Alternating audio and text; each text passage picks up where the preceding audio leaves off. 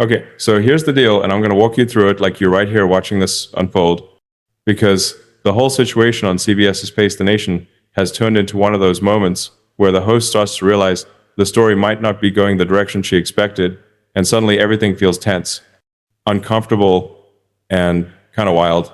So Margaret Brennan is sitting there with Congresswoman Ilhan Omar, and she's asking about this huge fraud mess that has Minnesota in the spotlight. And officials in the federal government are now poking around trying to figure out what the heck really happened. Margaret sets the stage. She says they've already heard from the head of Medicare and Medicaid about new policies coming from Minnesota, plus the Treasury Secretary says they're investigating. And then there's this new thread that's freaking everyone out. Republicans in the House and the Treasury Secretary himself have brought up the possibility that some of the stolen money might have links to terrorism. Now, we're talking about claims, not proven facts. They've only said they're beginning to look into that angle. But this puts Omar in an extremely tough spot. And Margaret asks the big question: how confident is she that this allegation is false? And at that moment, if you freeze frame Omar's face, she looks like someone who did not plan to be in a conversation where words like terrorism investigation suddenly become the headline. Commentators watching this later said she looked like she regretted even showing up for the interview. And the vibe people online are pointing out is that even this typically very calm, liberal CBS host is suddenly realizing that maybe, just maybe, the aggressive claims Donald Trump has been making about the situation might not be as easily dismissed as she and others once thought.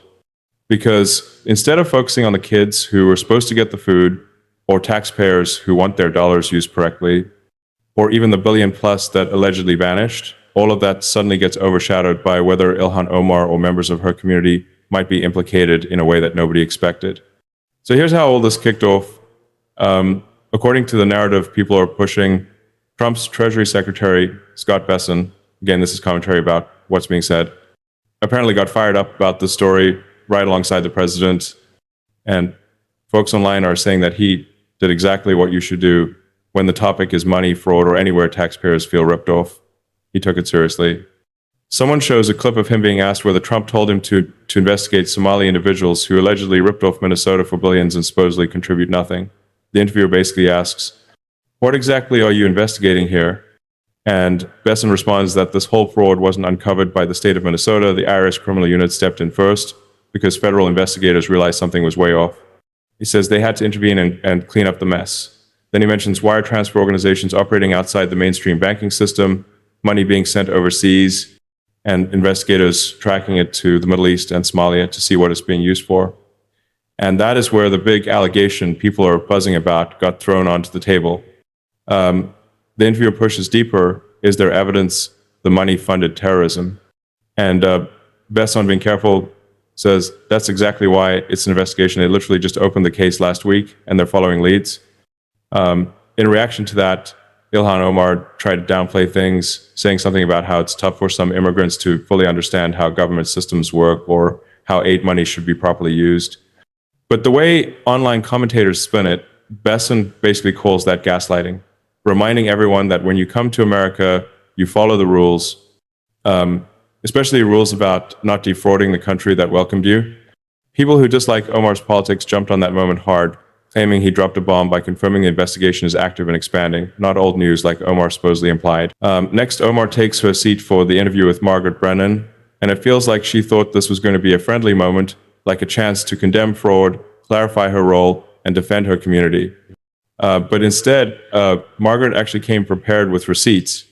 She pushes her right away on whether anyone tied to Omar personally, donors, photos, acquaintances, played any role in the state welfare food fraud.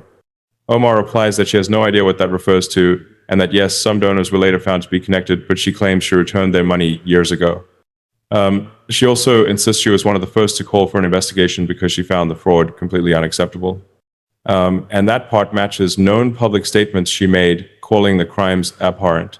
So she tries to make clear she is not defending anyone involved. Margaret then states the scale. According to the Justice Department, this was reportedly the largest food aid fraud case in U.S. history, over $1 billion taxpayer dollars gone.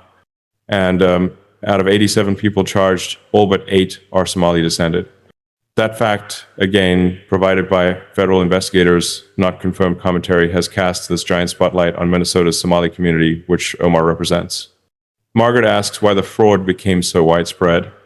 Omar immediately shifts the focus to Somali families also being victims. She says they too were taxpayers who could have used that money, and she insists they're angry about the corruption.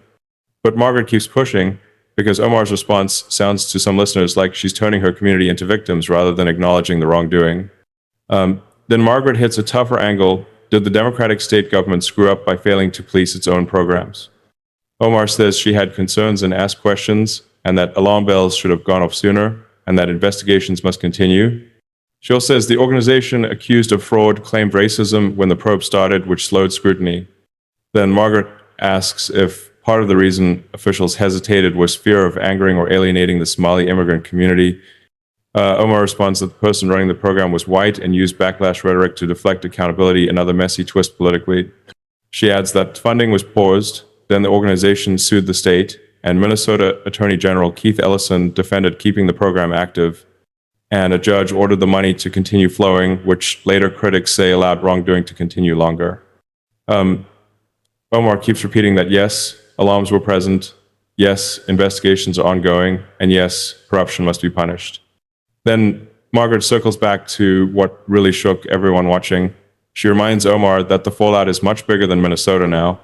Federal health programs are changing policy, the Treasury Department is investigating, and there are ongoing claims not proven but being looked at about whether any stolen money ended up supporting terrorism. Omar looks visibly uncomfortable again. She says if any of that were true, then that would be a failure of federal law enforcement for allowing it. She insists that people in her community want bad actors arrested and held fully accountable, and she points out that terrorism accusations have surrounded Somali immigrants unfairly for years. Her message there is, if someone did something illegal, prosecute them, but don't smear the whole community. Margaret also mentions Minnesota's Somali population is around 80,000 people, and notes the president has been highly focused on the community, especially Ilhan Omar personally, basically implying there's a political motive behind all of this national attention. And online commentators seized on that too, saying the interview got out of hand because Omar's answers kept contradicting earlier remarks. First saying there were no warning signs, then saying they did have warning signs. Also, people noticed that some arrested individuals had photos with her and had even donated to her, though she continues to say she returned that money long ago. Then came the part that blew up Twitter, YouTube, and everywhere else, Omar's comments about Stephen Miller. During Thanksgiving, Miller posted about how mass migration can replicate the same failed conditions from the countries migrants came from. Margaret asks how Omar sees that argument. Omar fires back by calling Miller's comments white supremacist rhetoric that reminds her of Nazis describing Jewish people.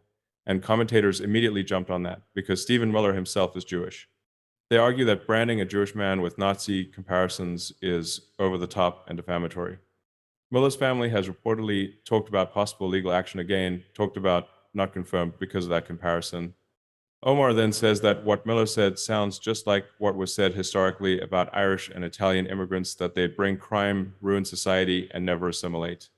Her main point, she says, is that the Somali community is made up of American citizens and productive workers who are not going anywhere. But that didn't stop the outrage.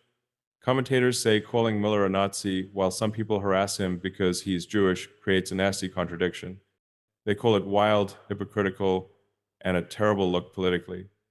And suddenly, instead of talking about fraud, the conversation online is all about this comment.